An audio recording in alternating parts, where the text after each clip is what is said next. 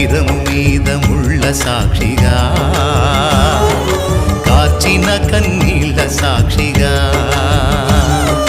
పొందిన గాయాల సాక్షిగా, చిందిన రుదిరంబు సాక్షిగా, పొందిన గాయాల సాక్షిగా, చిందిన రుదిరంబు సాక్షిగా, యేసు నిన్ను పిలుచుచున్నాడు.